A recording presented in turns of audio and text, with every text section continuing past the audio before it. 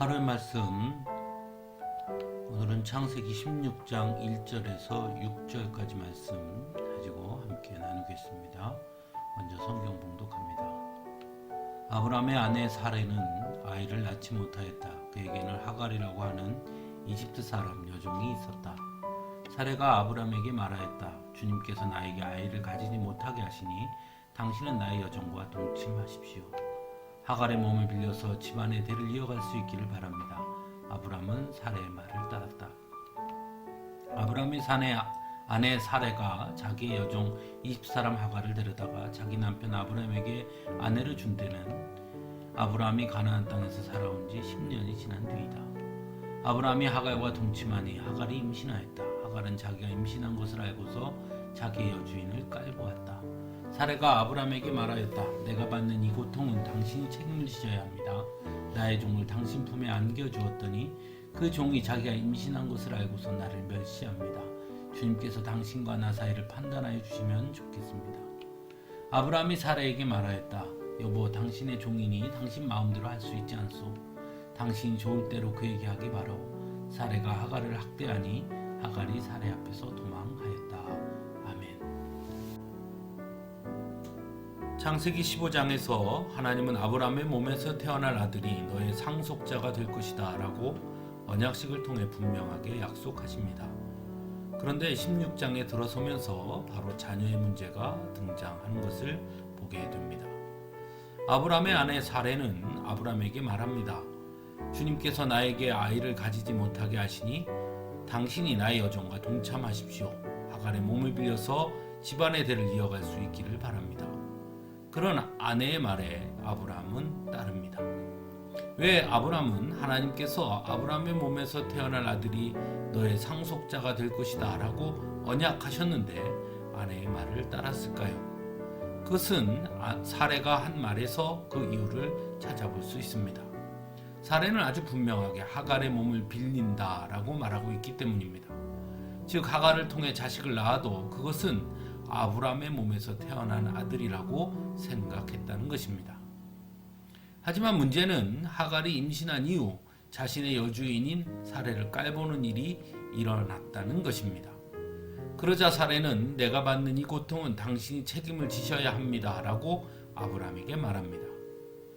하지만 우리가 아는 것처럼 아브라함에게 하갈과 동침하도록 요구한 사람은 바로 사레 자신이었습니다. 그럼에도 불구하고 문제가 생기자 이번에는 아브라함에게 책임을 추궁합니다. 이에 대한 아브라함의 대응도 참 놀랍습니다. 당신의 종이니 당신 마음대로 당신 좋을 대로 그에게 하기 바라오.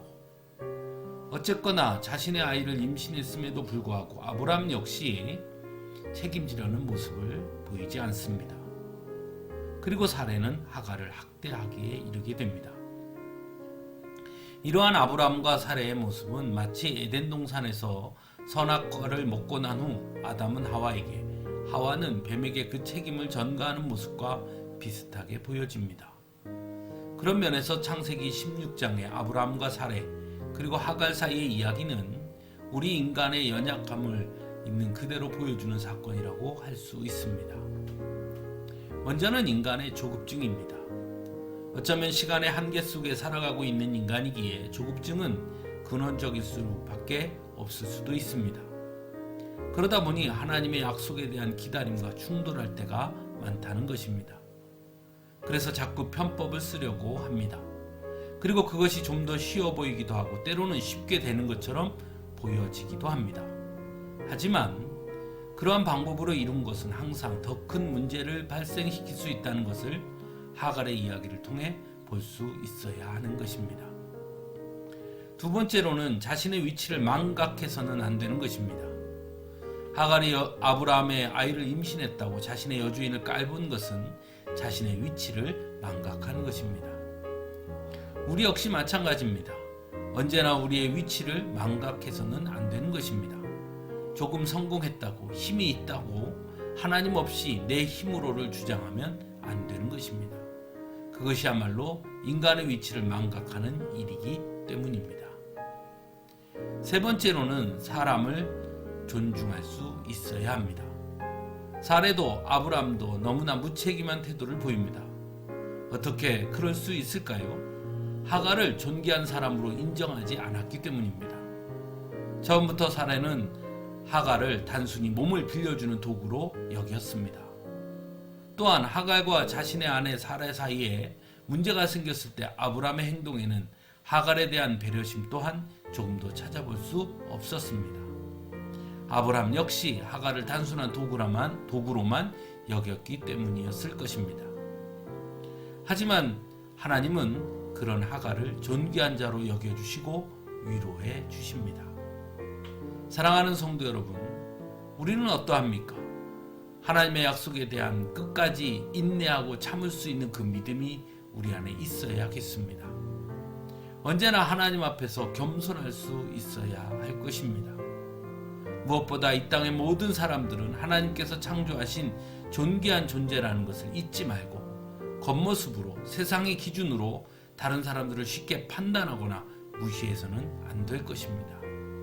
무엇보다 사람을 우리의 이익의 도구로만 여기서는 안 된다는 것을 꼭 기억할 수 있기를 간절히 바랍니다. 함께 기도하겠습니다.